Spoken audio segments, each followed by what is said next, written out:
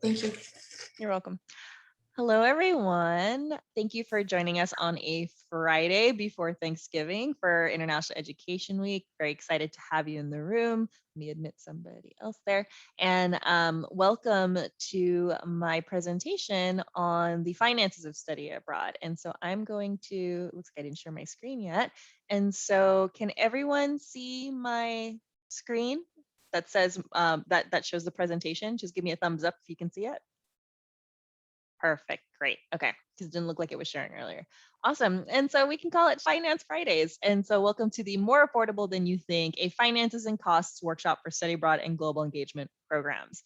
So one thing I will go ahead and warn everybody right now, I know I have an hour to myself, but the academics workshop that I had on Wednesday, if you were there for that, did go over because I go into the nuts and bolts of all of this stuff that hopefully it's helpful, and we are getting recorded. So I just want to get it done in one shot. So it's possible that we might go a little bit over. If that's the case, you are welcome to leave. It's being recorded, so you can always catch up the rest a little bit later. Or if you're, obviously you're interested in studying abroad, you can always make an appointment with me so I can fill you in on some of the things you might have missed. But we're trying to get this all done so that we have this video resource for students in the future. But if you need to leave early, I won't get offended. So do what you need to do.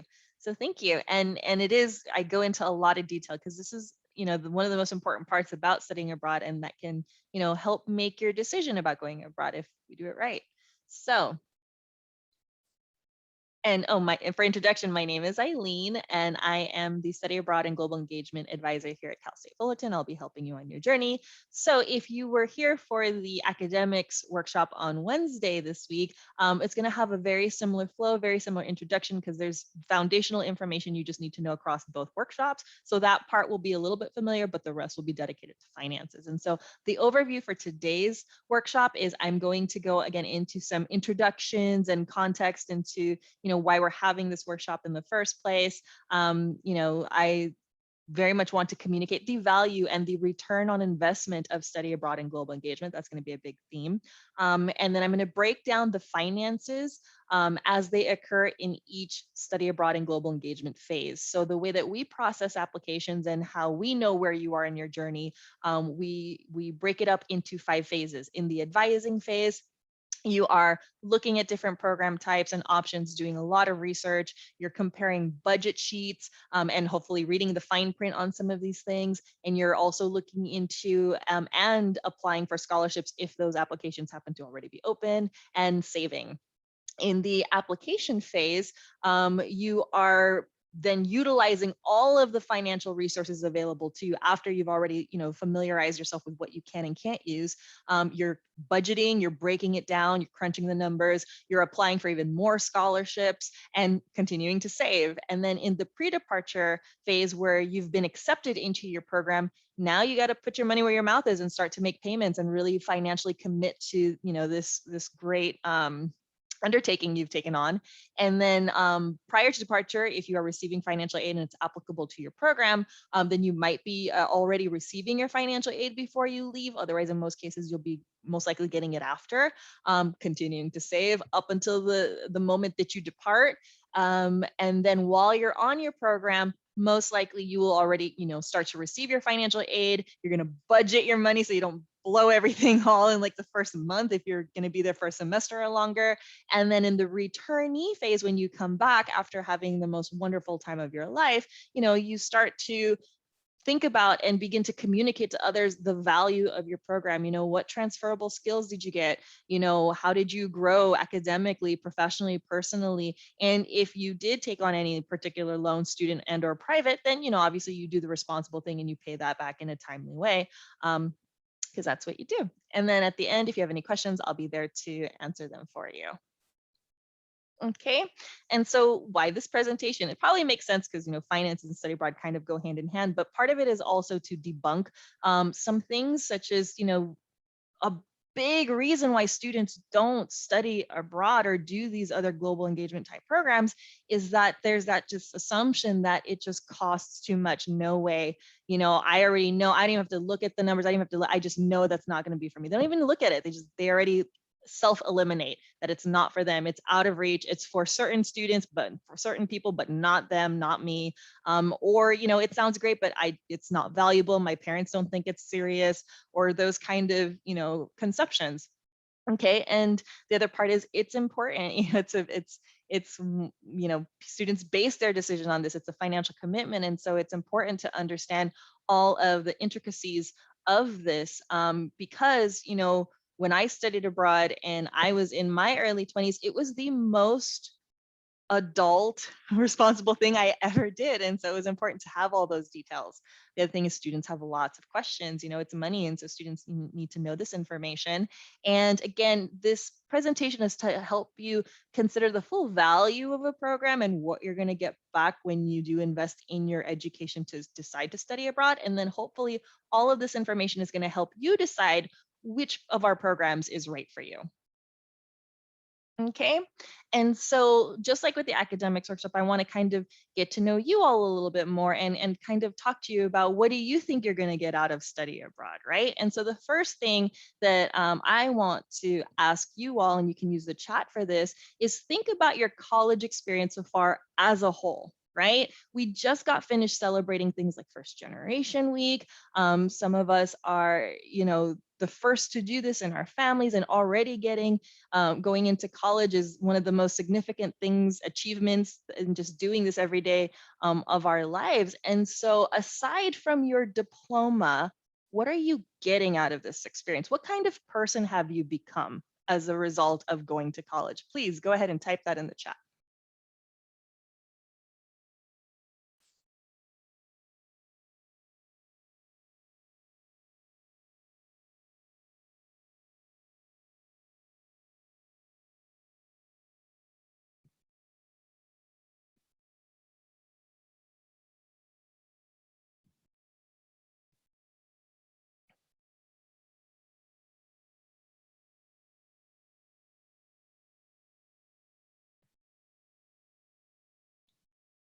Sometimes it takes a moment for some of these to, there we go, already. Amy said, becoming a well-rounded person with a wider range of knowledge. Yana said, connections in the field. Okay, anybody else? What are you getting out of it? As a college student, what are you getting out of it?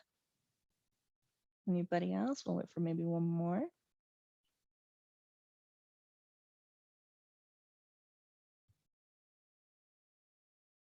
Okay, I know when I went to college, I gained a greater sense of maturity and perspective. I think I was a little biased towards certain things until I took classes, especially GEs, that kind of opened up my eyes a little bit, kind of like what Amy was referencing. And so then the other thing too, as those kind of trickle in, is now think about what you hope to gain from studying abroad. Clearly you're all in here, and I've been seeing you across IEW and some of our other events. So what is it that you think you're going to get out of studying abroad, and what kind of person do you hope to become from that experience? Please go ahead and type in the chat.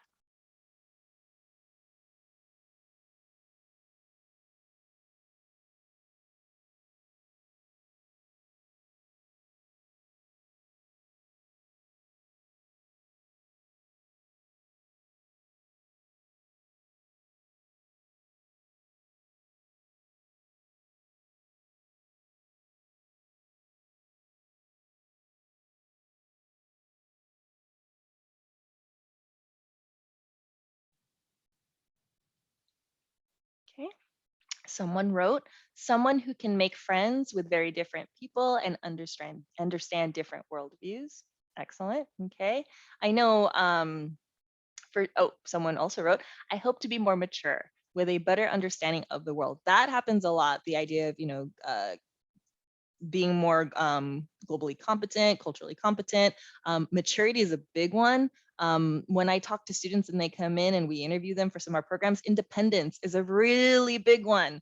I know that was my story. So for me, I am a product of the CSU through and through. I got my bachelor's at CSU, I got my master's at CSU, and I was straight up a commuter student. I went to school and I worked and I slept, I did homework, and then I, did that on a daily basis. And so for me, having, lived at home, this was my opportunity to, practice being on my own before I actually like went out into the real world. I hear that very often, students learn how to cook for themselves as the first time they budget. So think about, in addition to your classes and the credit and things like that, what are all of these, we call them like executive skills, are you getting, being organized and managing your finances? There's a lot. And so that's why we have this little image over here, because, even as we're answering these questions, because we don't really know yet what's going to happen to us, right? We have a very tunnel vision. We think that sometimes, I would relate these to short-term goals. So sometimes our short-term goals in college is to, I reference a little bit, get in and get out, like just get the classes, get the degree so I can move on to the next step, which is get a job so I can move on to the next step, right? And so that's we think these things are lockstep, but when you study abroad, it's helping us kind of widen our vision to what else is out there, and how else can I grow from this experience? Just like when you thought college was just about this, it actually ended up being more, right? It made you into some of these people that you said that you've become, and you didn't even realize that was going to happen yet, right? So same thing. Okay. And so where does our initial financial fear of study abroad come from?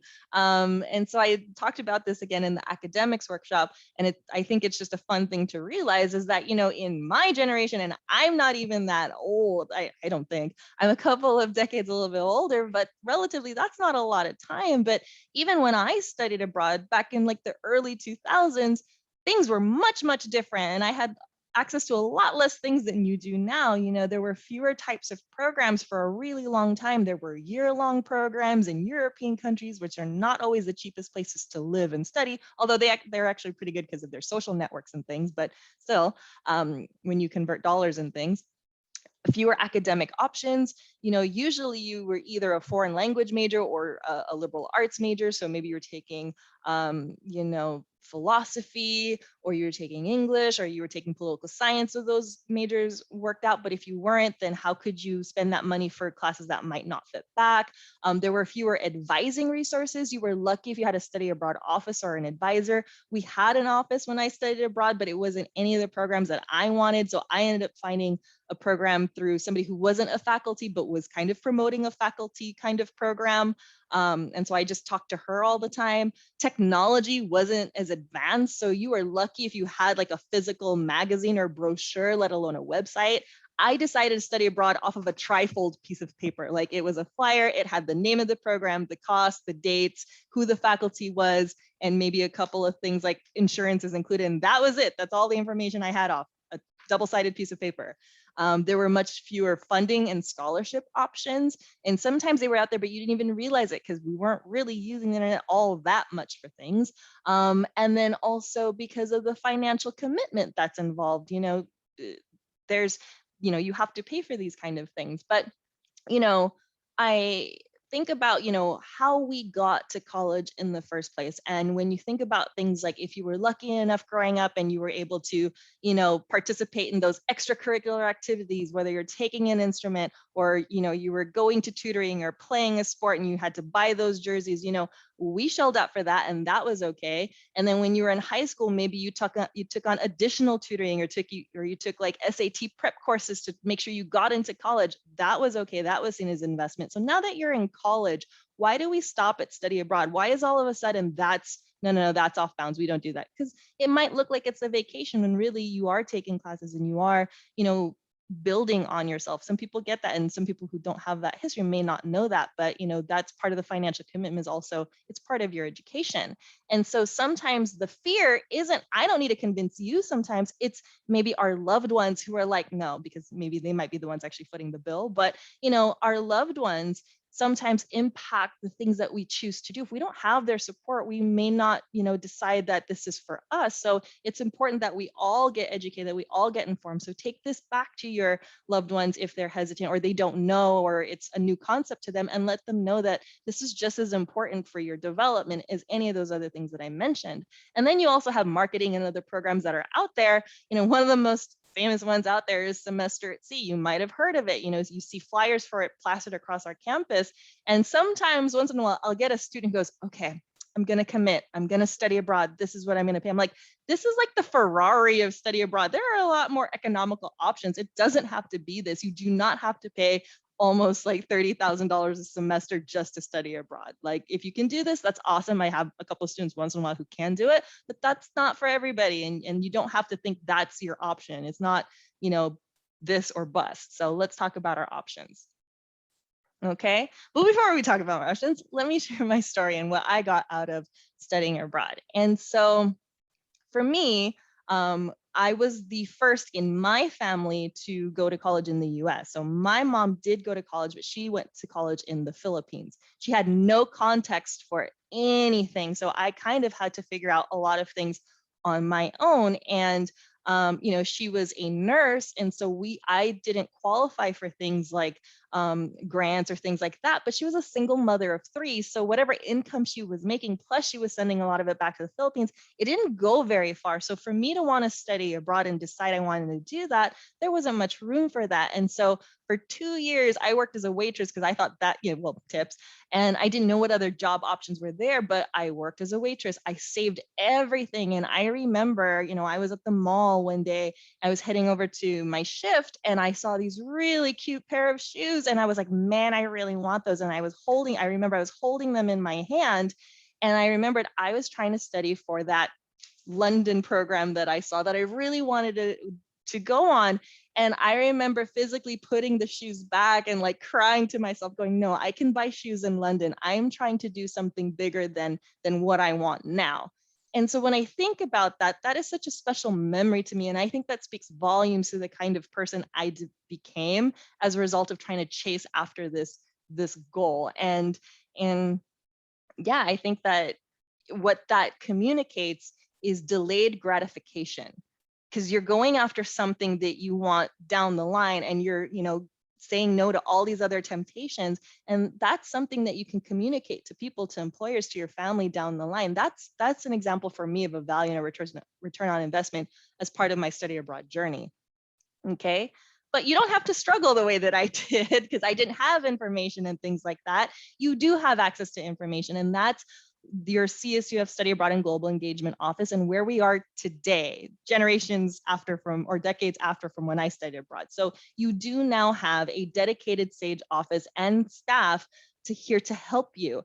The other thing is, because we're talking about finances and fees and things like that, our office does not charge any fees for any of our programs. We also do not charge for you to apply to any of our programs on our website. Applications are free. And so that's an important part of our philosophy and the way that we function to help support our CSUF students. You know, we don't have just blanket one-size-fit-all programs anymore. We are a campus of 40,000 students, and everybody's here for different reasons. And so our programs need to reflect that. So we do offer a diverse range of programs that continues to grow and expand each year. We have year, semester, winter, summer, spring break, and fall break programs. We have programs where you can take your major, your minor, your GEs, electives. You can get internship credit. You can even just volunteer and just take no classes. That's like one of our most affordable programs. You can take programs in English, you can learn a language. So you're probably taking half of your classes learning a language and half are in English, you know, taking GEs or elective classes. You can do full language immersion if you are studying or you're trying to perfect a language. Right now, we currently have programs in 18 countries, in every continent except Antarctica. It's currently limited right now due to COVID-19. So these 18 programs coincide with our head program. So wherever they go, we go. If they don't go, we don't go right now because of COVID. But hopefully once everything lifts up, we go back to basically being able to study abroad almost anywhere in any safe country. Technology is way more advanced than when I started my study abroad journey. You have various websites giving you all kinds of information. You have social media to follow, to gather more research. You have access to Wi-Fi as a tool to get around. I remember when I studied abroad, I had to go to like an internet cafe in Europe and just pay money and just sit on a computer. Digital materials that you can download. And again, not like a piece of just paper, although we have those too. Financial aid and workshop has increased a lot since I was an applicant studying abroad.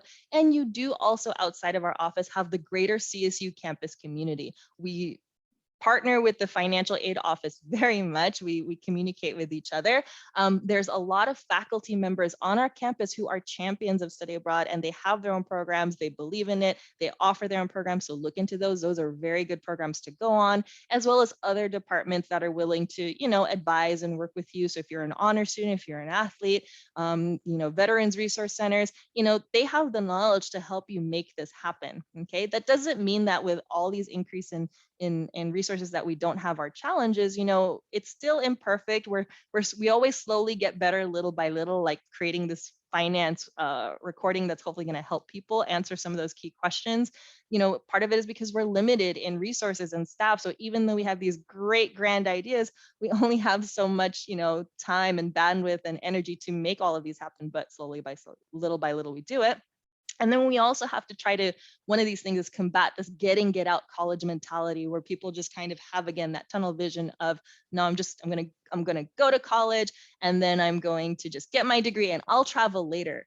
When? With what money? Because you're going to want to go to work first. And then when you start a job, it's really hard to take vacation, and it's doable, but it's also different being a tourist versus being a student and living and going to school with locals, or spending a significant amount of time, like a semester or a year, compared to, a weekend or a week. Okay. And so also in terms of SAGE, our job this year is to communicate that value on your return on investment. So last year, during the pandemic, it gave us a lot of time to pause, since we weren't sending students out, to think about what are we really trying to accomplish right now when students can't go abroad? How, what are we still trying to do ultimately at the end of the day? And last year, our goals were to build curiosity for the world, to expose students to all these great opportunities so they could actually, look at it and be like, I want to learn more. And also because of all the things as a society we were facing, just building a sense of community, helping people come together to, exchange ideas, exchange stories. And we were really successful with that last year. And so this year we decided how to improve upon that, was that we would really put more focus on our diversity, equity, and inclusion. And then also that's tied into the value and return on investment. And they go hand in hand, again, because certain communities, especially, immigrant populations and your first gen, our families, our loved ones, our communities have their own ideas and what they want for us, and those decisions go hand in hand. Like I said, you can't make a decision sometimes without involving those around you. And so if we're able to not convince, but if we're able to convey the power and the importance of these activities with our loved ones, then they're probably going to be more supportive, and then more of our students are going to be able to go. So that's, our aim and focus this year, is making sure we hit those 2 marks. Okay. And so this is stuff you can take back to your loved ones. So what is actually the value and the return of investment on study abroad and global engagement? So I shared these during the academics, and so, repeating is also good. But so what do statistics actually show about students who study abroad? Well, first off, I do want to say that some of these statistics are a little bit older, but some of the other ones that I'll show you is based off of 2019, 2020, when the pandemic happened. And so it did have an effect. But overall, depending on which sources you look at, for the longest time, study abroad participation among college, graduates and those going to college has been relatively low. You might know somebody who did it before, or even a couple people, but the percentage of college students who actually take advantage of it is quite small still. I've never ever seen it go past double digits. It's hovered really between 2 to 4%. Maybe you can find something a little higher, like 6 or 8%, but it's really low. A very small population study abroad. And then in 2019, 2020, when we had to cancel programs, even less. So it was less than 1% in 2019, 2020. And so you're already valuable if you study abroad, because you are part of a very, very slim slice of the population who get that experience, okay? And so then I really like this page from UC Merced, because they just have a whole website dedicated to all these great statistics, and they cite the various studies and resources where they lifted some of these information from. So I'll just share a couple of really relevant ones. 97% of that 2 to 4% of study abroad participants found employment within 12 months of graduation, compared to 49% of college students in the same period, okay? Study abroad students have also reported earning 25% higher salaries than those who don't study abroad, okay? 90% of study abroad students got into their first or second choice graduate programs. 30% of study abroad alumni claim that study abroad helped them choose their career field. I know so many students who, when they sit for their interviews or I get to know their story, they don't know what they want to do yet. And they're using this experience to find out what's out there. That's very common. Okay. 59% of employers. So now rather than what the student gets out of it, what are employers saying? Well, 59% of employers said study abroad would be valuable in an individual's career later on with their organization. And there's more, so you can check out that website. And so the other thing too, what backs all this up is study abroad was recognized as a high impact practice. So high impact practices in colleges and universities are tied to very specific activities that are shown to increase student success through retention and engagement. So activities like study abroad that are designated as a HIP are things like research activities, internships, if you can participate in like a first year experience, living on campus in college communities and things like that. So they all have that same effect. Okay, and the reason behind these statistics are all of, again, what I talked about, some of those transferable skills. Even if you don't go to a country to learn a language, you will still pick some up in your day-to-day interactions. You'll, go through culture shock and really assess, what are the differences? How do you actually practice intercultural communication, like the class that we teach, and so forth. And so studying abroad is no longer a nice to have, but a modern day must have and should be considered an investment in your education. Okay, and so a few more statistics here. And according to NAFSA, which is the professional organization for Association for International Educators like myself, so in 2019-2020, they reported that the following racial groups were enrolled in college at that time. Okay, and so you can see the breakdown in the middle column. Well, the students who got to study abroad in 2019-2020, you can see the percentage. So for African American and Black students, there was a underrepresentation. There was 5%, even though they made up 13% of the students enrolled in colleges. Asian Pacific Islander, there was a slight overrepresentation. So we have 8.6 compared to 7.4. For Caucasian and white students, you see that it's 70%, even though they made up half. That's an overrepresentation of who was going to college at that time. Hispanic and Latino American was at 10% compared to 20% of the population, multiracial, and so forth. Okay, so it tends to go up and down a little bit. And so, but you can kind of see that. Well, how does SAGE compare a little bit? So we don't have quite exactly the same, but I tried to kind of mirror the same labelings because it's collected a little bit differently in our system. But what you can see, so first of all, we need to address that 2% of our complete population, that's low, and we really need to do better on that. But then so also even less so students were studying abroad at the same time period. Asian and Pacific Islanders, little underrepresentation. Caucasian, a little bit over, so it's a little more representative.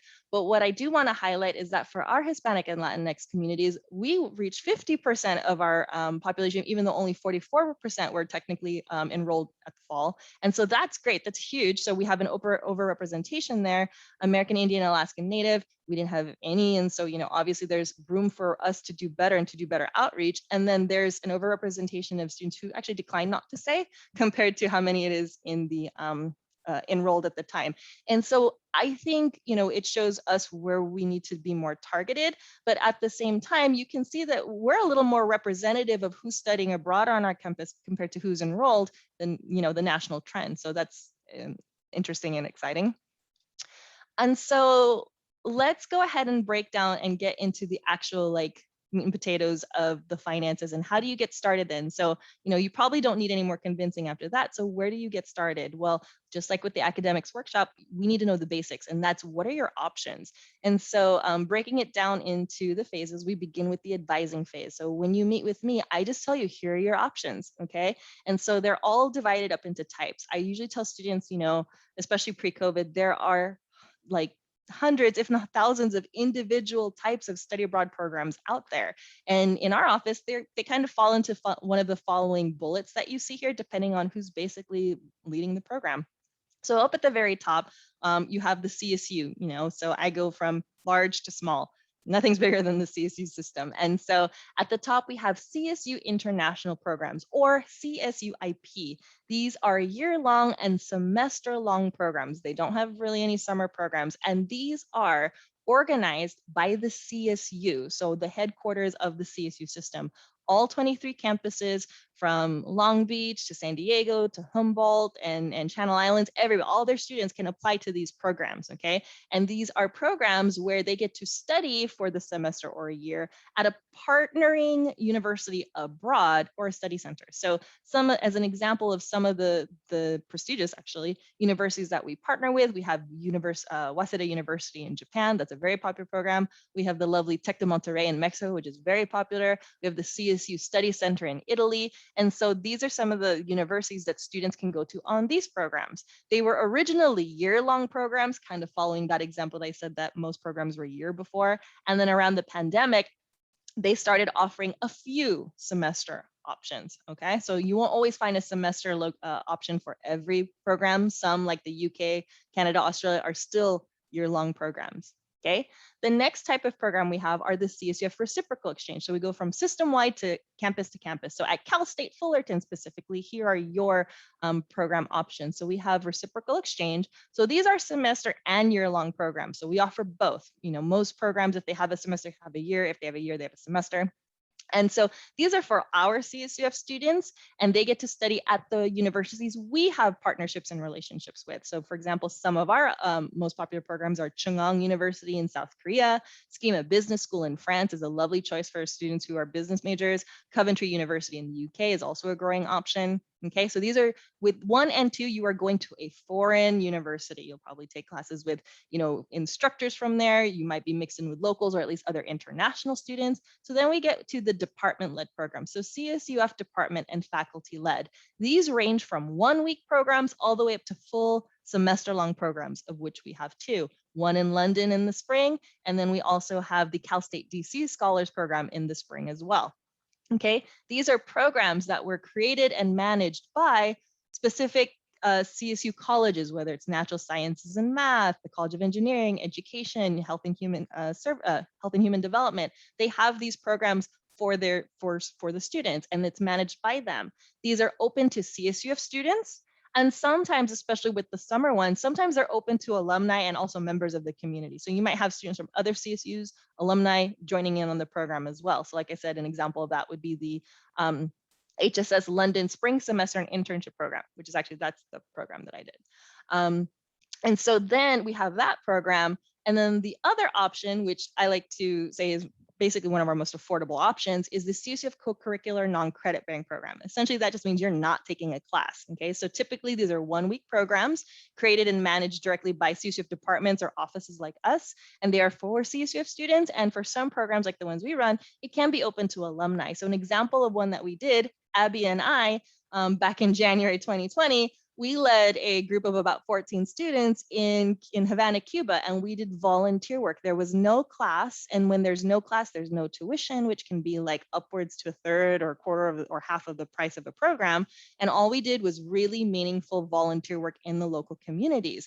And you saw a range of students. We had 2 graduate students, we had freshmen, sophomore, juniors of varying majors. So it's a really cool program. Okay. If you don't find something under the first 4, which we have a lot of options already, but sometimes students want something really specific. Well, non-CSUF programs are a great option, which is it just means, like, you know, you're outside of that network. And so they range from 1-week programs all the way to year-long programs. And these are programs offered by, essentially, they're called study abroad providers, but, you know, they're kind of like a company and study abroad is their product, or organizations. Or the other option is you can go with unaffiliated universities abroad. So as an example, in Japan, we have 6 schools in total that that's not 6 schools that we partner with in Japan, but there are hundreds. So if you want to go to Hiroshima, if you want to go to Hokkaido, if you want to go to Osaka and you want to go to a university there, you're welcome to do that too through direct enroll. Some of our virtual program options as well fall under the non-CSUF. And so that's that option. And then also I want to point out that, you know, with 1 through 5, you're kind of paying money to do some of these things. Well, there's also postgraduate opportunities. So these are like things that you can do after you graduate from CSUF.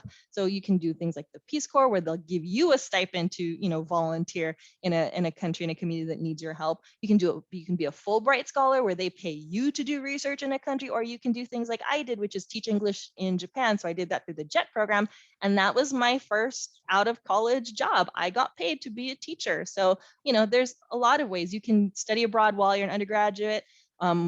And then do these things, or, because of COVID and things, you can also just jumpstart and do that, but don't think that it's ever too late to do a global opportunity. Okay, so the CSUF cost of attendance. And so this you can find off of the CSU website as a whole. You can just filter in for the campus. So I just want to break this down, and please note some of these. This may not feel like it to you, but on the whole, this is what they say. If you are living with your parents, you are spending per year about $20,000. If you are on campus, living on campus, it is about $28,000. And if you are off campus, it's about $30,000. Okay, it's an estimate. So use this as your base, because now we're going to jump into what are the costs? What is the comparison? Okay.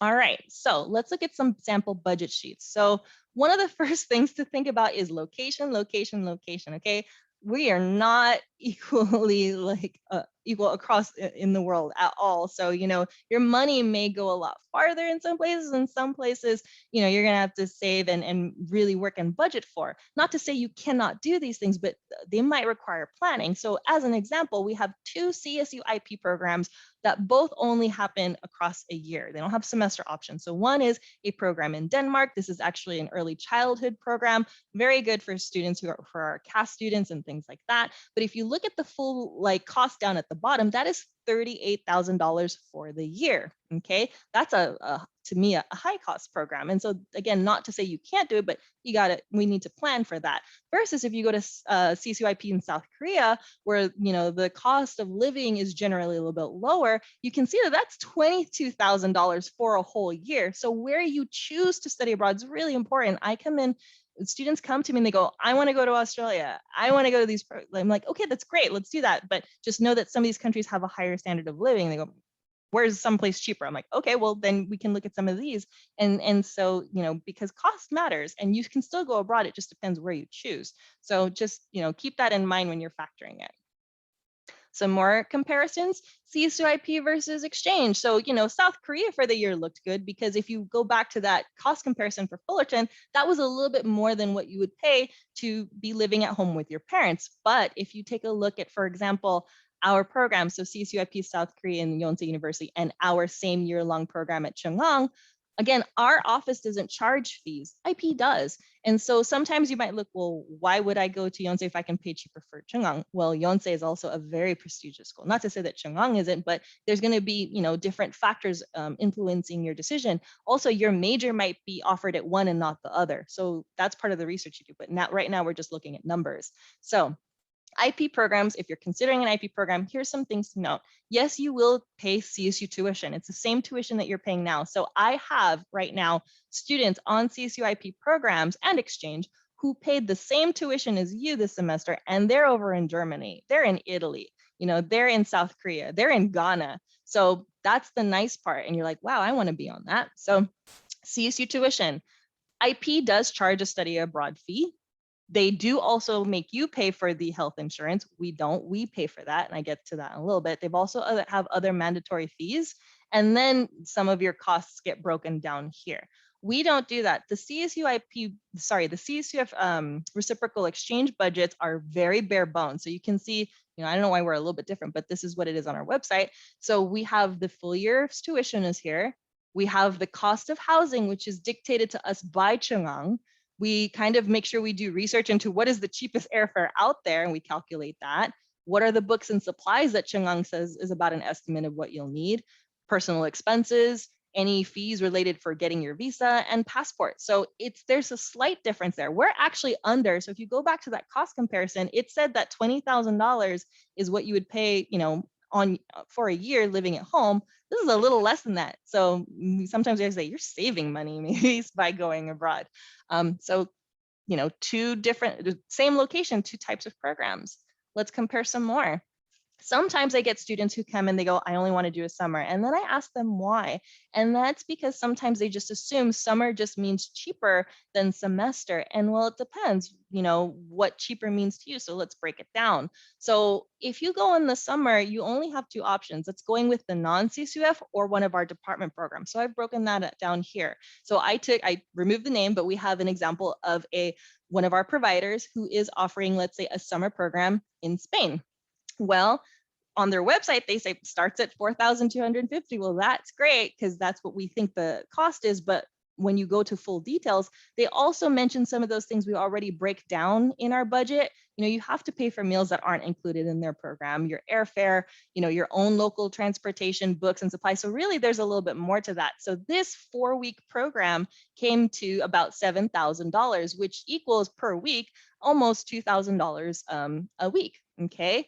Our brand new released, thank you, Abby, Human Communications 320 and CTVA 360 program in Spain, which is being led by our department, comes out to about here $5,542. That includes the program cost and fees, so all of the things necessary for the program to run, like the transportation, the activities, facilities and things like that, the tuition that you still have to pay because it's a CSUF class, so you're going to take 2 classes, additional meals, the ground transportation, and renewing or getting a passport if you don't already have one. Okay, so that's where that came out to. So a little bit cheaper, same amount of time, but here you have that this one's a couple $100 like cheaper per week. And then if summer works for you, I tell students, if summer works for you because of logistics, like I can only work during this time or the classes look good to you, there's different reasons for summer. But if it's because you think a semester is too expensive, then let's take a look at one of our other programs in Spain for actual semester. So this one is an IP program, okay? And so this one is the Language and Culture program in Jaén, and it's about 5 months. So it's $13,000 with all of those things that CSU IP charges for. But when you break it down per week, it's actually $678 per week. I kind of call this, when I explain to students, my Costco toilet paper. I can go to Vons and get a dozen rolls of toilet paper for $10, or I can go to Costco if I have $50 to spend on, like, I don't know how many rolls of toilet paper I get. But when you calculate the per unit each day, how much are you paying? Right now, the only thing is some of us might have 5,000, or even just like I said, the class or all the other factors work out really well. Like this is in, correct me if I'm wrong, Abby, Barcelona versus Jaén, which is a little bit more of our smaller but lovely area. So that might factor too, right? And we'll get into that later. But if summer works for you and the classes work, then that's what you get to pay, and that's still good as well. This might work out for you too. It just depends. But what I'm trying to debunk is not which program is the cheapest you should go there, is don't make assumptions that a summer is better financially for you than semester, because with this, the last one, really you're getting more bang out of your buck. But there are other reasons for choosing the other programs, right? This might come with an internship for all I know. So okay, more comparison, more budgets, major cities versus lesser known locations. So now I'm actually comparing 2 medium-sized non-CSUF providers, meaning that they're not super large kind of conglomerate kind, they're just like local or regional. And so here, if you do a spring 22 semester in Tokyo, their budget just says tuition, fees, and housing. It's $17,000, okay? Versus I chose Hiroshima, which, has some familiarity to students, but it's not Tokyo. And for this provider, once you calculate the same things, the program fee and your housing and probably other fees, it came out to like half. So it's like $8,000. So your location matters. You got to put all of these things into consideration when you're looking at these budgets. Okay, so how do they measure up? I'm not here to tell you like this is the best one and this is not, but in my general recommendation based on the cost and how things break down, yes, the CSUF co-curricular non-credit bearing programs are going to be really cheap because you're not paying tuition. Tuition is can be expensive. So the pros of that are they're all inclusive, the activities are there. It might be easier for your parents and loved ones to approve because you're going with school. That was how it was for me when I told them which program I was doing. Travel insurance is provided. The cons are that might be too short for some students. If they've got their heart set on a year, then it's for a year. Also, for summer programs and winter programs, you don't get a separate financial aid disbursement because financial aid is dispersed for the semesters once at the beginning of the fall semester and the spring semester, and probably the small few who might have access to like summer grants and things, but it's not commonly accessible. So, but usually winter, there's not one. So that's something to consider. But also on the, really super affordable end too, virtual programs. A lot of the times our exchange partners and whatnot, they'll have virtual programs for summer and winter, and they're free. So make sure you're following us on Titans Abroad, because that's where we post it. Also on our website too, we have a brochure full of virtual opportunities, and they're great and affordable, especially the internships. We love those. And like I mentioned, postgraduate opportunities, they pay you to be doing things abroad, so look into that. The reciprocal exchange is going to be a little bit next, because again, it's a bare bones. We're not planning activities for you. You need to budget that. You need to add that to those budgets. So on those budgets, what's missing is your shopping, your entertainment, your personal travel. So it really is with reciprocal exchanges, it's the tuition to go to class, it's food in your stomach, a roof over your head, and that's and the classes. That's basically about it. And so that's why they're cheaper. Okay, but they're great for immersive experiences. You get to live somewhere for a longer time, get to know the culture, perfect the language. You can use state and federal aid. So if you're doing a semester, these are semester programs, so you'll get your financial aid at the beginning and start of what the fall, spring semester, okay? Travel insurance for these programs are provided. The cons are sometimes getting the class can be difficult, meaning that students just need to be really flexible, because you're at a foreign institution. You're going to register the way they tell you to register. It might be before you leave for your program. It might be when you first get there. So we can talk about that more in advising. And then the next one, it would be the department programs that are great. Again, all inclusive. So, they have those program fees, but they're tacking into there all the excursions, all the activities. That is what's attracting you to the program. So for example, in the past summer, we did kinesiology, did Greece and the Olympics. So all of the sites and all those visits and all the admissions into all of those historic places was built into the cost of the program. Okay. It might be easier for your parents and loved ones to approve. Again, that was the case with me. I said, I want to study abroad. And the first thing my mom said, with who? And I said, my teacher and my classmates. And she went, okay. Travel insurance is provided. Sometimes the cons might be you feel like you're on a shorter leash sometime, especially with summer programs. If you've ever taken a summer program, you're condensing a lot of class into a short amount of time. Factor into you're traveling a lot, so you're gonna be busy. Okay, you will still have time to yourself to explore and things like that, but it's not the same as like semester. You'll have your evenings and your nights free to go out and have fun. So don't think that you don't have that. You definitely will, but you're together, and sometimes, especially if your programs move. So if it's locked into one location, you'll have more time to explore one place. But if a lot of our department programs are like, first we're in this city, and then we're in this city, and then we're in this city, you're constantly on the go, which is also the exciting part. So it depends on who you are. Okay. Again, summer, not really that separate financial disbursement like there is with fall and spring. And then with IP, again, more a little on the higher end, because immersive experience, yes, some activities are included into their costs, and you can use your state and federal aid. And also just the security of the CSU. So that's the thing that I like, is you're going with the headquarters of the CSU. There's no better program to go with. Okay. And then, but there are a couple of study abroad fees, but they need that because they're not based at a school. So they don't have, no one's paying the CSU their camp, like their office tuition and things like that. And so, hence they have the fees, and you do have to pay for your travel insurance. And then towards the end is we do have non-CSUF providers and direct enrolls, but you get what you pay for. Great customer service, easy to download and find the classes to help you get them approved. Immersive experiences. You can use federal aid. The downside is you can't use state aid. And because they know that they're a little more on this expensive side and that you can't use your state aid if you receive it, they do offer, they're sometimes very generous with their own scholarships and discounts. So please don't discount non-CSUF as you can't. There's just, certain benefits. So, go in that order. Check out the CSUs and then the non-CSUFs, especially if you're receiving financial aid and things like that. Okay. And so completely free SAGE experiences as well. So these are things that you can do as well, and you don't have to leave the country. Okay. So there's some great things to take advantage of. The first one I do want to highlight is the Global Titans Buddy Program. This is amazing. So you may or may not know, but we have every semester international students who come here to do the same thing you're interested in. They came to Cal State Fullerton to study here for a semester or two, to learn about American culture and all these great things, and they need help acclimating to life in SoCal, life at CSUF. And so we do buddy and partner up domestic, you would be called the domestic student, with these international students. And you just, it's about forming connections, helping them get adjusted. For example, we have a student, Priscilla, who's both a buddy and an ambassador. She's a buddy, and her buddy from Germany, she was able to take her to Knott's Scary Farm to kind of experience that. And that was a highlight for them.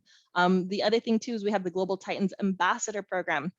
And so these are students who've already studied abroad or done virtual programs, and they volunteer with our office to help other students do the same thing. The benefit of this program, it is free, but you also get lots of professional development out of it. We, like I mentioned before, special promotions on virtual programs can be basically free, and then also our campus events like IEW. Oh, thank you. Abby put the link to the buddy program. Applications are open for spring 22, and they're due in December. Okay, so take a look at that. It's really fun. We just had an event 2 days ago on Wednesday. Okay. All right. So now this is still all part of the advising stuff. You're looking at your options. So next thing you do is know your financial resources. Okay, you have a lot. So how to use your financial aid to study abroad. So for semester and year-long programs, financial aid like grants and loans will be dispersed about 10 days prior to the start, which is the first day of your semester, on your program, and that's federal regulation. And now there's an asterisk on there because your start date can vary depending on when does your program abroad start, okay? If your program starts on or after CSUF has already started their semester, then you're good. It's about 10 days prior to that. It's almost similar to when you normally get it as usual. If, for example, your start date is before CSUF, your aid will be dispersed 10 days before the start of CSUF semester. So what does that mean? So here's this, blank calendar here. For example, if spring 22 is the next semester we have. So usually we tend to start about second to the last semester of January, right? So let's say that it's the 19th is the start of the CSUF semester. Well, if your program abroad starts January 26th, then yeah, you can count 10 days out, and that's about when you will get your financial aid, okay? If we start on the 19th and your program starts on the 5th, you are not getting your financial aid in December. You're gonna have to wait until about here, the 9th, 10 days out, to get your financial aid. So you'll have already arrived, most students will, when their financial aid finally hits, because you might have to arrive early for things like orientation, move-in dates, quarantine because of COVID. And so you need to factor that in, okay? As I mentioned before, for summer and winter, there's typically no separate disbursement of financial aid. Financial aid is only awarded on a semester basis. So how do you use your financial aid? Well, if it's a summer program, like some of the ones that we were talking about, hopefully you might still have some of your fall financial aid still in your account. Squirrel that away. And then when spring hits and you get your disbursement, squirrel some of that away. So that's the best way to use your financial aid towards paying for your summer program and things like that. Some tips: make sure you are signed up for direct deposit, because like I said, you will get your aid dispersed probably while you're already in the country. And if you've been getting checks in the mail, you're not going to be here to cash that in. So make sure you have direct deposit so that it goes straight to your account. Most students do, but I had a student a couple of years ago who was like, where's my financial aid? And it was sitting at his house. The other thing too is sign up. You can do this in the Office of Financial Aid, but make sure you designate someone, your parent, your significant other, that kind of thing, to speak to financial aid on your behalf. Because if you're abroad and something needs to be clarified with the Office of Financial Aid and you're not physically there to do it, now we have Zoom, so it's less of an issue, but still, if you need somebody to physically go there to drop something off, they're not going to talk to that person, like, unless you already wrote in paper that that person has the authority to do it. So a couple of things that you can do. Okay. So this part is know your financial resources. So I put FAFSA on the side here because FAFSA, I get students who say, my FAFSA covers it. I'm like, not really, because your FAFSA is just an application. It's the free application for federal student aid. It opens every October 1st, and the priority deadline is March 2nd, priority. So you can submit it after March 2nd, but funds are going to be limited. Usually it's just extra loan money. So make sure you're early and get in by March 2nd so that there is funds for you to have access to, like the grants. And you should do this every year. Okay, so it's open now. Make sure you get it in for academic year 22-23. So what resources can you use? So I put these in category A. These are funds that you already receive or have, and you know it. So your federal financial aid, that includes things like the Pell Grant or the Supplemental Educational Opportunity Grant, or the SEOG, your federal subsidized and unsubsidized student loans. You have state financial aid, things like the State University Grant or the SUG, the Middle Class Scholarship. Some students get the Cal Vet fee waiver if you are a dependent of a veteran, which waives your tuition. Some of you might have folks or other people in the CSU who let them use a tuition waiver. And so maybe, your parent works for another CSU and things like that, and your tuition gets waived. That is applicable for some programs like the CSU, CSUF programs only. Your own personal fundraising, if you've been saving, if you've known you've wanted to do study abroad for a while, if you don't and you're starting to save now, well, it's in your account, your savings, any family and community contributions, private loans. So these are things you already know that you have, because these are things you're applying for. And also any CSU, CSUF scholarship you already get. So things like the President's Scholars, a scholarship, Guardian Scholarship, anything you're getting through maybe your colleges and departments for your major. So those are things that you can do. And then on a separate note, well, what about scholarships to study abroad? Well, yeah, but those are funds you hope to receive. That's a different bucket. That's like saying, I'm going to study abroad and I'm going to use money I win from the lottery. Okay, great. Well, you need to still apply for these and get it. So factor that in. You're in column A, you should have that locked down, and that should cover your program. And then if you do get a scholarship, that's just icing on the cake. That's just so you can plan an extra trip, right? Okay, not reliable forms or suitable forms of funding is, our students here are used to going to school and working at the same time. I did that. You cannot rely on that abroad, even if you get federal work study, because you shouldn't be planning to work abroad. Your job is to study, okay? And so the other thing that comes into that is there are visa restrictions. You can't just work somewhere because you want to. You have to have the appropriate visa to do that. And even if you're in a country that allows you to do that, you have to consider language barriers. If you're just learning the language, a cafe is probably not going to hire you. So some of our students, if their visa allows it, if their program allows it, might be doing things like English tutoring or something on the side. That's fine, but that's just, extra going out money. That's not to pay the entire cost of the programs, as we were looking at in the budgets earlier. Okay, scholarships, but they are there. And so, the only thing is you do have to apply for them, and you should. And so now we reach the application phase. So you've done a lot of research, you've narrowed it down. So now it's apply, especially for scholarships. Some of these deadlines are much earlier than when your own program deadline hits. Okay, early bird gets the worm. So there's a QR code for our scholarship website. So you can do that and get taken directly to links to some of these scholarships. But there are scholarships based on need. Your college might have their own scholarship for you that you can apply for study abroad.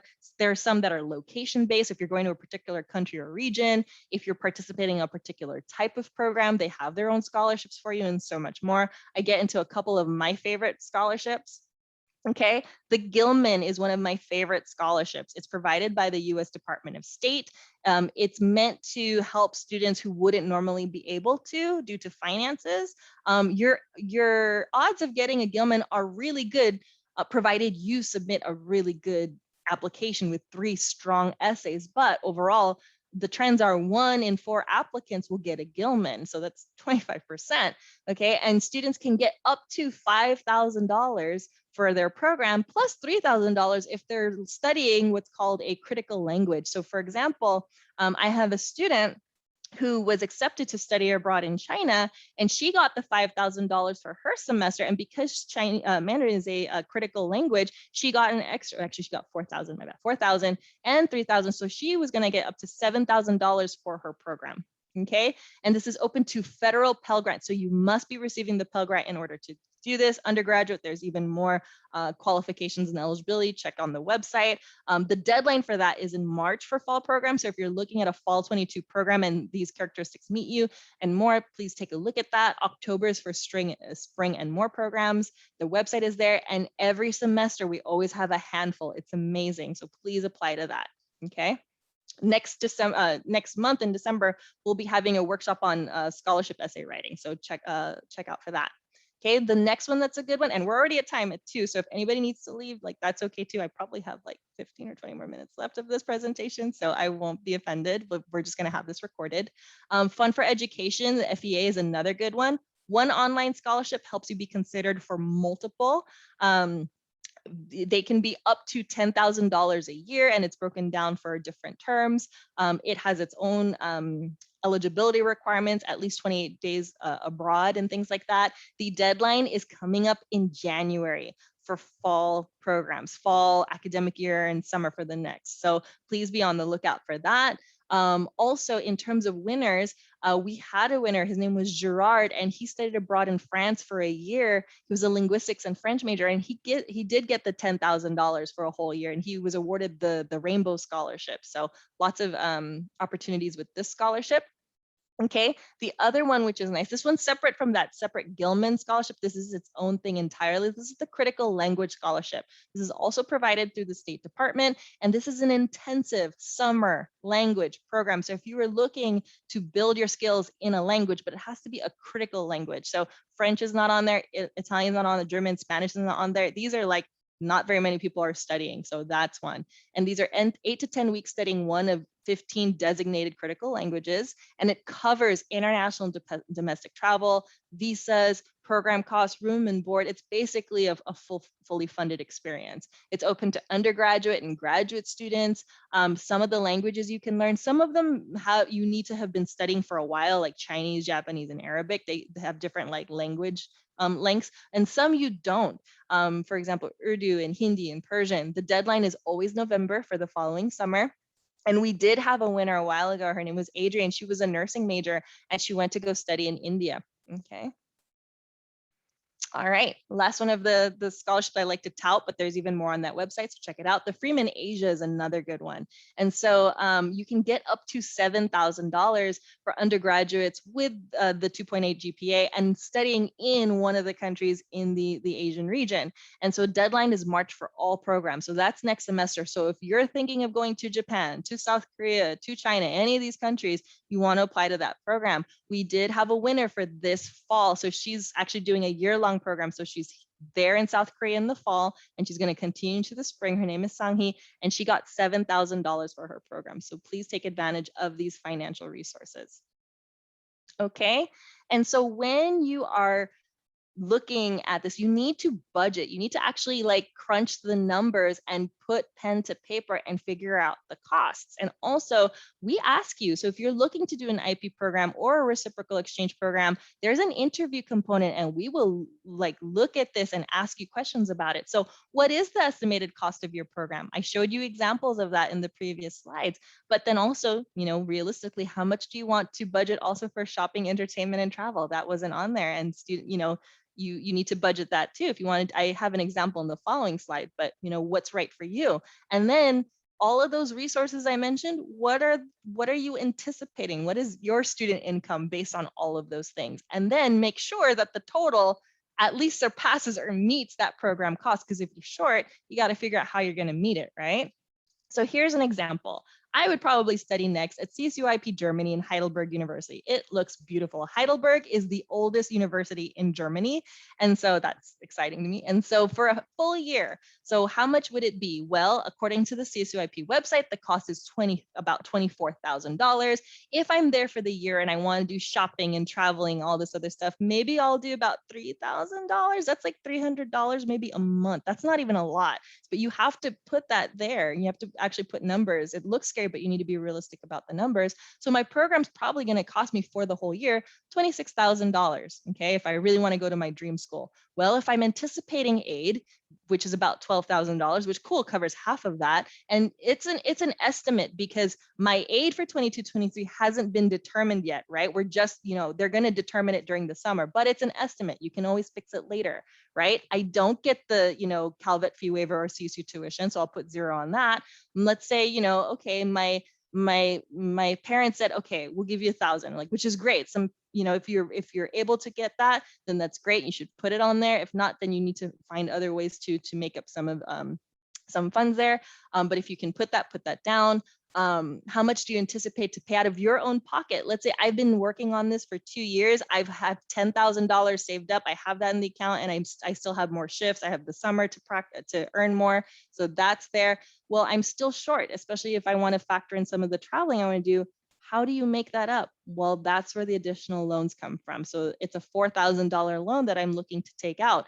I'm not in the business to tell you to do a loan, but that's, this is just as an example. These are how you got to fill in the blanks, because we meet students like, I want to do this, and they don't do this, and they don't realize how much it's going to cost. You might not need to take a loan, and that's great, but be realistic that it's possibly something. And if you are looking into loan, I see students who don't crunch the numbers that take out a loan for the initial amount. They're taking out the loan for the 26,000. I'm like, don't do that. Calculate it so that you minimize that amount of loan. A $4,000 loan is a little easier to pay back than a $26,000 loan. Okay, so that's how you use loans wisely if you need to do that. Okay, the other thing too is make sure you have access to that, because in an emergency sense, if we have to evacuate you because of COVID, like we did in spring 2020, and you need to buy a flight, you have that extra money, that kind of thing. Okay, and so let's say I've budgeted everything, I've gotten accepted into my program. Now, how do I pay? So there's various ways depending on your program. So now we're accepted, now you need to commit. CSUIP does make you pay a deposit for your program shortly after you're accepted, so that's $500 there. And then you also make your payments to their portal on their website, and there are different payment plans available, so check that out. With non-CSUF exchanges, no deposit. Our office doesn't collect that kind of thing. CSU tuition gets charged when you get enrolled into a class, and then you either pay that. If you don't get financial aid, you just pay that when you get enrolled, or you wait for your financial aid to be dispersed. That'll cover the tuition, and the rest goes to you. And then other expenses like housing, you just pay as you are directed, either to your exchange university or vendor or whatever you use. And then everything else is your food and plane ticket, and you just buy that when you buy it. With CSU department and co-curricular programs, they're kind of the same, so I lumped it together. There might be a deposit after acceptance, so be on the lookout for that. And then you just make payments as directed. Sometimes it's to the university, sometimes it's to the provider, but we usually direct you on here's how you make payments. And then same thing with the tuition, it's a class, so you usually just pay for the class once you've been enrolled in it, and they tell you. Non-CSUF, there might be a deposit required, and then you just pay everything as you are directed by your provider. Okay. In the departure phase, our job, our office communicates a lot to the financial aid office for you. So I had a student come in and say, do I need to tell financial aid I'm studying abroad? No, I do that. So SAGE, our office, informs the Office of Financial Aid who is studying abroad each term. We give them your name, your CWID, and things like that. And we ensure that that the budgets and the program details for each student are given. That is how much is anticipated for your program and when your program starts, especially and ends, so that they can disperse it within that 10 days. So CSUIP, for those programs, the budget comes from CSUIP. For CSUF Exchange, our office calculates that based on the information we receive from partner universities. CSUF department, that is provided by SAGE and CSUF colleges and departments. And then non-CSUF programs, we collect that. So it's the CSUF student's responsibility and mine to make sure that the provider or the program gives us what their costs are, and everything gets sent to the Office of Financial Aid to process. Okay. The other thing I communicate is if you are receiving a scholarship like the Freeman Asia, like the Gilman, I also take note of that, and I also let financial aid know. Okay, so we're almost towards the end. And so what happens while you're abroad or on your program phase? Well, if you were anticipating financial aid, you most likely already, it will most likely be dispersed to you when you're already in the country, okay? Because again, 10 days, you probably have already arrived for things like move-in and orientation and things like that, or you get it just before you leave, but it's around that window. And so again, like I said, make sure that you get direct deposit, so a pile of mail is not sitting there with your financial aid, because there it is. The other thing too that I mentioned is if you have an earlier start date, like if you start like January 10th and we're still on break, make sure you have enough funds to cover the initial period of your study abroad program so that when your financial aid is dispersed to you, then you already have it, but you need to have that cushion. Okay, don't go with like no money. And then, like I said, I hope you signed up for direct deposit. And while you're abroad, don't go too crazy. Don't blow all of your money so that you don't have any more, and you still have 3 more months in your program. Okay. And so when you return, if you took out loans, pay it back as you're able to, if it's applicable to you. For me, for my study abroad program, after everything I factored, I took out a $7,000 loan for my program to London for a semester. And it took me 7 years to pay it back. That was about $1,000 a year. So just to kind of let you know, if you're taking out loans, how long will it take you?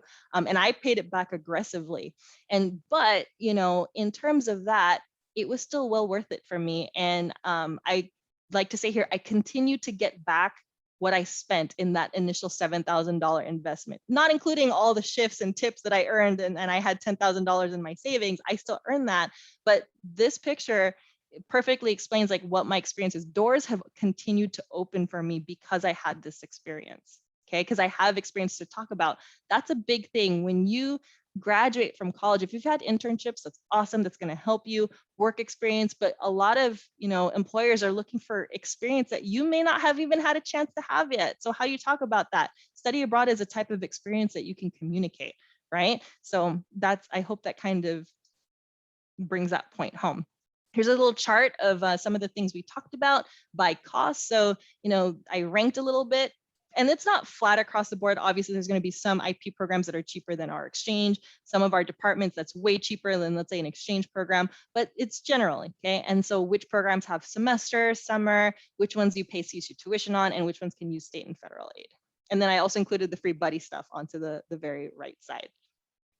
Okay, and so I'm here for questions. Again, I went 10 minutes over. That seems to be the trend here, but I'll stick around for questions. And then please join our last event. That is the Mythbusters game with our Global Titan ambassadors. Usually this is kind of like the highlight of IEW. Our students do some really, really creative programming, and we did a demo and it is super fun. So hopefully you get a chance to participate because slots are limited to 20. Okay, so I'm here for questions. And thank you, Paula, Delilah, Amy, and Alejandra for sticking around and for attending today's workshop. Okay, let's see. Amy, where are we able to view recordings from this week? So what's gonna happen is we give all of the recordings in our Zooms to our marketing team, and then they upload it to our YouTube, and then eventually we get it back and it's gonna be put on the website. It can take a while. It might take maybe a couple weeks to a month maybe, because they have a lot of projects. If there's anything in particular you wanna see soon, you can let us know and we'll just email you the link. Where can we see the CSUF? Yeah, let's go ahead and I'll give you the link to that. So what I'm going to do is let me stop sharing here for now. And if anyone is interested in IP programs, I do want to show you a little bit about how that works. So, okay, let me go ahead and share my screen now. Actually, let me backtrack a little bit. So I want to make sure you get here. So all of you, are you familiar with how to get to our website, right? So here's our website. We have the extension.fullerton.edu/study abroad. This is our main website here. And to get to the portal or to search our programs, you just click any of these orange buttons. This is on the homepage. Anytime you navigate to any of our programs on the side, it's always here, so you can always reach our portal. Okay. And I know some students tell me like they get a little intimidated with the search function sometimes, but it sometimes just takes a little bit of practice. But let's take a look at all our IP programs. So we have them by type here. So if you want to see all the IP programs, here they are. If you want to narrow it down to a country like Spain or the UK or Japan, you can do that. We'll just do all of them so you can see. And so the IP programs are those 18 countries that our students are allowed to go to right now. So if a student wants to go to Argentina, there is no A for Argentina there, so they cannot go there. Maybe they might want to consider things like Chile. So, but that's only right now because of COVID. So here, and even among the 18, not all of them are open. So Australia hasn't been open for a while. So also China hasn't been open for a while, but it starts with these. Like first, so like I said, if you want to go to Cuba, like that's definitely not on here. So you're gonna have to wait until things are a little bit safer and the university says it's okay.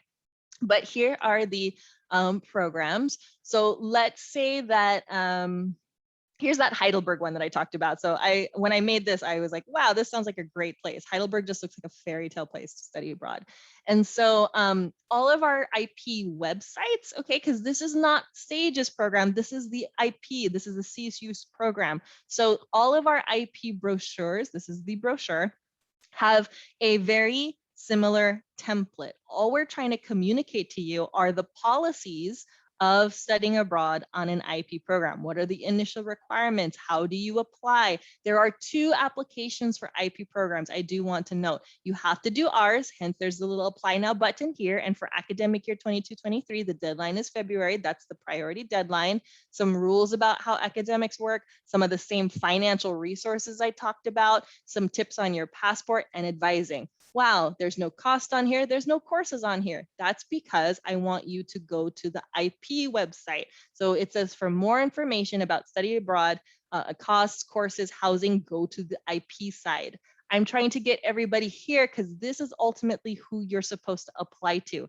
If you only do the Sage application, you're not going to get considered because the reason you do our application is for risk management purposes. You need to be in our system so that if something happens in Germany, you're there, that we know you're in the system and we know to look for you. IP is who you're ultimately going to. If you don't submit an application with them, they don't know to consider you. So make sure you're doing one application with us and one application with IP. Now here's more of the information we're looking at. What are the deadlines? So they have that broken down like ours, location, academic information. So they tell you which majors can study abroad there. Oh, that looks just so gorgeous. And the program costs are there. So you can kind of see a spring semester is $15,000. Housing information is briefly there. And I think that's the end of theirs.